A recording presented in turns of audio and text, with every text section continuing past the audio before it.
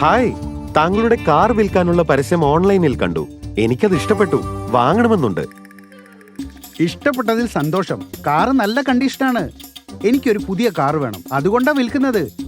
വിലയിലൊന്നും മാറ്റമില്ല. സർ, താങ്കൾ വിലയെക്കുറിച്ച് വിഷമിക്കേണ്ട. ഞാൻ XYZ ബാങ്കിലെ ഓഫീസറാണ്. ഈ മാസം റിട്ടയർ ആവുകയാണ്. എന്റെ മകൻ ഒരു കാർ വാങ്ങണം. അവൻ ഇത് തന്നെ വാങ്ങാൻ പറയുന്നു. അത് കൊള്ളാം. എന്റെ കാർ വാങ്ങും മുമ്പ് നിങ്ങൾക്കത് ചെക്ക് ചെയ്യണ്ടേ? ഷോ, ഞങ്ങൾക്കൊന്ന് പരിശോധിക്കണം. പക്ഷെ അതിനൊക്കെ മുമ്പ് ഈ ഓഫർ നഷ്ടപ്പെടാതിരിക്കാൻ ഞാനൊരു ടോക്കൺ എമൗണ്ട് അയക്കാം. ഞാൻ ബാങ്ക് അക്കൗണ്ട് ഡീറ്റെയിൽസ് SMS ചെയ്യാം. ടോക്കൺ എമൗണ്ടായി NEFTയോ ഓൺലൈൻ ട്രാൻസ്ഫറോ വഴി 10,000 രൂപ അയച്ചോളൂ. എനിക്ക് ഡീറ്റെയിൽസ് കിട്ടി. ഞാൻ എമൗണ്ട് ഉടനെ ട്രാൻസ്ഫർ ചെയ്യാം. Thank you. ഞാൻ 10 മിനിറ്റായി പണം ട്രാൻസ്ഫർ ചെയ്യാൻ ശ്രമിക്കുകയാ. എന്തോ എനിക്ക് അതിന് കഴിയുന്നില്ല. ഞാനൊരു QR കോഡ് താങ്കൾക്ക് മൊബൈലിൽ അയക്കാം. അതൊന്ന് സ്കാൻ ചെയ്താൽ എനിക്ക് താങ്കളുടെ പണം അയക്കാം. ഞാൻ QR കോഡ് സ്കാൻ ചെയ്തു. പക്ഷേ പിന്നെ മുമ്പോട്ട് പോകാൻ UPI പിൻ ചോദിക്കുന്നു. അത് ശരിയാണ്. പണം ലഭിക്കാൻ താങ്കളുടെ പിൻ എൻറ്റർ ചെയ്യണം.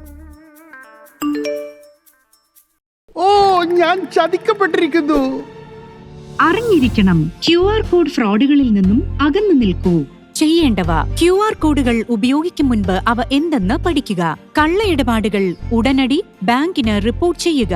ഈ സംഭവം അടുത്തുള്ള സൈബർ ക്രൈം പോലീസ് സ്റ്റേഷനിലും cybercrime.gov.in national cyber crime reporting പോർട്ടലിലും അറിയിക്കൂ. ചെയ്യരുതാത്തവ: മറ്റൊരാളിൽ നിന്ന് പണം ലഭിക്കാൻ UPI പിൻ എൻറ്റർ ചെയ്യരുത്. പണം അയക്കാനാണ് UPI പിൻ വേണ്ടത്, പണം സ്വീകരിക്കാനല്ല.